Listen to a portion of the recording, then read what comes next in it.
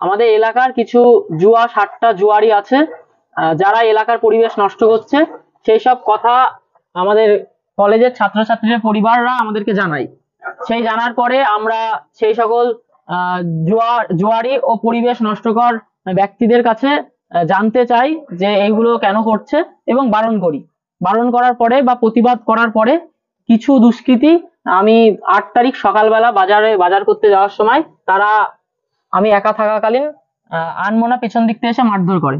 এবং তারা ছিল অমিত মন্ডল, যে এলাকায় আইপিএল জুয়া খেলায় লোটো সাট্টার সাথে যুক্ত, নব মন্ডল, যে হলো একাধিকবার ডাকাতি করেছে, বাস ডাকাতি থেকে শুরু করে নানা রকম ডাকাতি, চুরি ডাকাতির সাথে যুক্ত ক্রিমিনাল।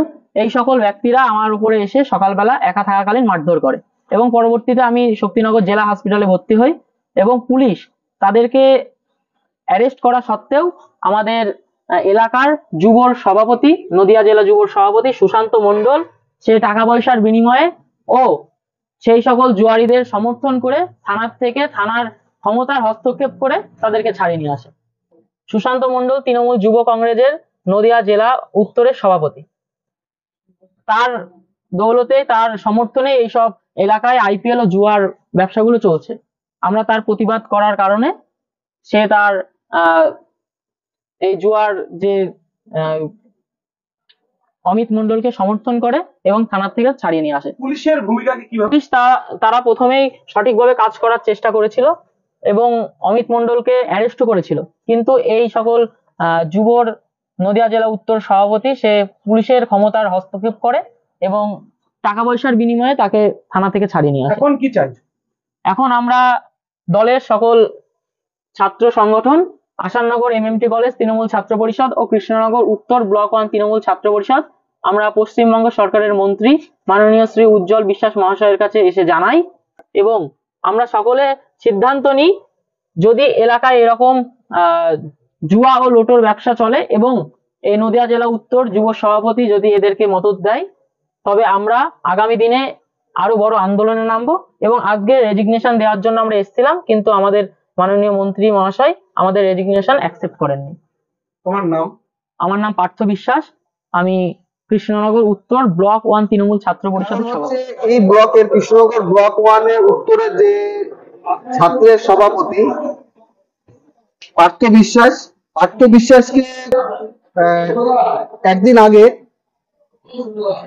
কিছু অসামাজিক মানুষ, লোক যারা এলাকায় সাট্টা এবং জোর ঠেক চালায়, তার প্রতিবাদ পার্থ করেছিল। সেই প্রতিবাদের ভিত্তিতে পার্থকে মারধর করে। পার্থ হসপিটালে ভর্তি হয়, অ্যাডমিট হয় আহত হয়ে, এবং পুলিশ এই অভিযুক্তদের অ্যারেস্ট করেছে। কিন্তু পরে কে বা কারা, পরে শুনছি যে জেলার যুব সভাপতি তাদেরকে ছাড়িয়ে নিয়ে এসছে থানার থেকে। একটা লজ্জার বিষয় যে একজন ছাত্রের সভাপতি আক্রান্ত হচ্ছে, আর সেই অভিযুক্তকে জেলার যুব সভাপতি ছাড়িয়ে নিয়ে আসছে। কি চাচ্ছেন?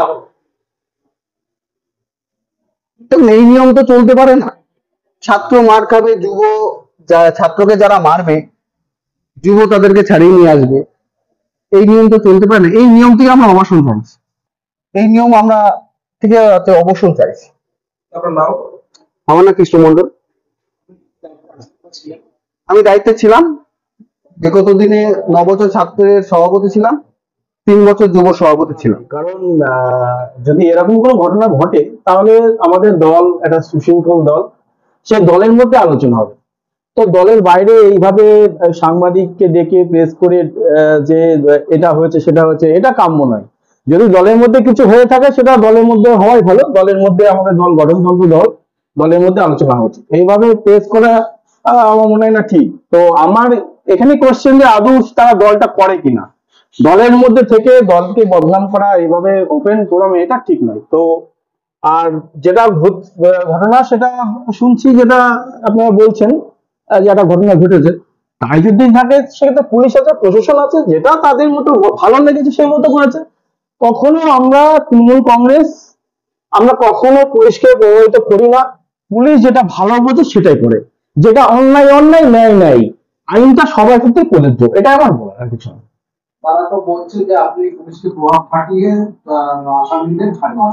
না না, আমি তো বললামই যে পুলিশ সেটা নিরপেক্ষ, তারা আইন শৃঙ্খলাটা ভালো বোঝে, সে জাস্টিফাই করে দেখেছে, তারা দেখে তাকে যদি ছেড়ে দেয় সেটা পুলিশের ব্যাপার, সেটা দেখেছে আইন শৃঙ্খলা কোথায় আছে এবং কে কোথায় ইনজুরি হয়েছে, দুপক্ষ মার খেয়েছে কি এক পক্ষ মার খেয়েছে, সেটা দেখে পুলিশ সিদ্ধান্ত নিয়েছে। এখানে আমার কিছু হাত নেই, আমার কিছু বলারও নেই।